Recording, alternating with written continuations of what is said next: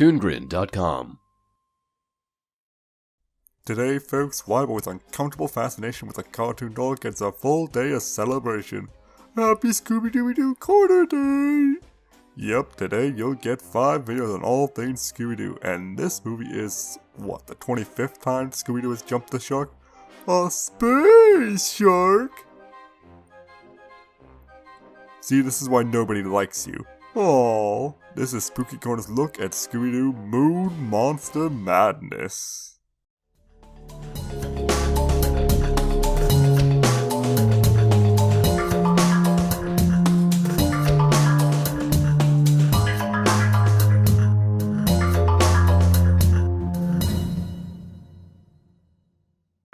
Seriously, how can I properly introduce this one other than by saying it's Scooby-Doo in space?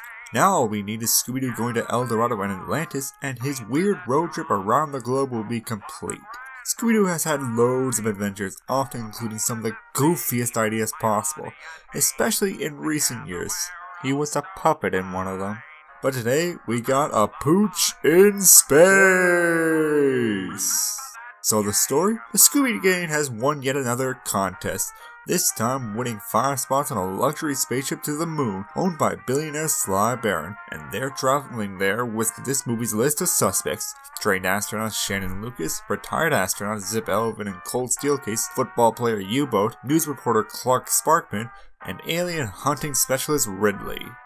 Yes, Ridley. And if you want yet another obvious reference, there is also the robot assistant named Ham on board, who is just plain off-putting beyond belief. He also looks like Slappy from Goosebumps. Reference? And if the movie wasn't already making really clumsy references, there's also a blatant xenomorph alien on board, tearing up the place, which forces the crew to land on Sly's moon base, which looks suspiciously like Rapture from BioShock. So now stuck on the moon in Space Rapture with a slimy alien and no shortage of suspects, the gang has to solve the case, while also dealing with their own separate insecurities brought forth by being among Earth's biggest stars in the stars. Now, like with WrestleMania Mystery, I did have high expectations for this movie, in the silly department. I mean, for one, it's Scooby-Doo in space! That should be enough. But then the name Moon Monster Madness already sounds like an early 1950s cheesy horror movie. But impressions aside, the movie did surprise me, namely in its set design, music, and side characters. Set design wise, yeah, it's Rapture in space. I have no doubt some people on the design team played those games because the influences are plain to see, from the dark and rough look of the metal to the statues that are directly taken from the game.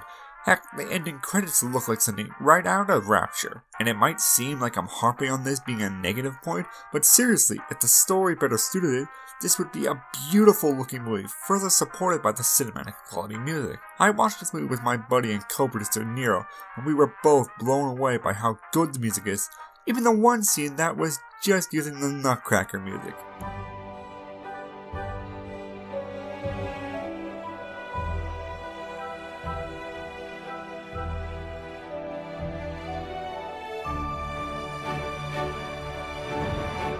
It just fits.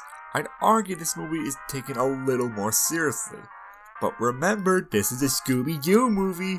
Mature subject and content has no place here. Not that it's not welcome, just balance it out with comedy like Scooby-Doo Mystery Incorporated did, so it's a blend of comedy and drama. But here the choke chain was pulled from higher up, and the movie gets a complete content disconnect between the cinematic and well done visuals and music, and the usual Scooby-Doo goofiness. And the criticism bleeds into the characters, because Sly, Shannon, Zip, Colt, Ridley, Ham, and Sly's crazy brother Hudson all have funny, interesting, and dynamic personalities that work well with bouncing off one another and creating a full, colorful cast, and some weird what the hell moments that leaves you confused but wanting more. Though it also makes the cast way too big for its own good. The Scooby Gang is almost inconsequential to the movie, to the point where they feel like they've taken a back seat to the story. The regular crew is pushed into more supporting roles that have the reverse effect of making those side characters more interesting. Fred acting as the fanboy for Colt and Zip, Shaggy and Scooby doing the same for U-Boat with an added bit of characterization based around their fears, Velma getting hit on awkwardly by Clark, and her and Daphne getting into a pissing contest thanks to Sharon favoring one over the other. That especially feels out of place for the Scooby Gang. I never felt Daphne and Velma ever had some sort of animosity towards each other. It's not bad that they added it. If anything, it does round them out a bit more, but it's just sort of out of place. None of the characters are bad, but the movie involuntarily highlights how very vanilla the gang is compared to the side characters. The movie's biggest failing is the disconnect we have between the goofiness of Scooby-Doo and the maturity of the side characters' set design and music.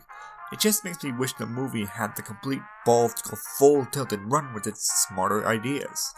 Even the main villain turns out to be one of the most vicious human-in-suit-based enemies seen in a Scooby-Doo movie. Definitely not comparable to most of the other Scooby-Doo villains. I mean, we have demon cats, a witch's ghost, that purple Bigfoot thing. Overall, this isn't a bad venture in a different direction. These new concepts make everything fresh and new, and that's great given this franchise's staying power. It's just the movie fumbles when you are having the goofiness of the classic and trying to force it to blend with its contrasting, more dynamic content. So yeah, Scooby-Doo in space is enjoyable. I can recommend Scooby-Doo Moon Monster Madness to any Scooby-Doo fan, because this time, Scooby shot for the stars and made it.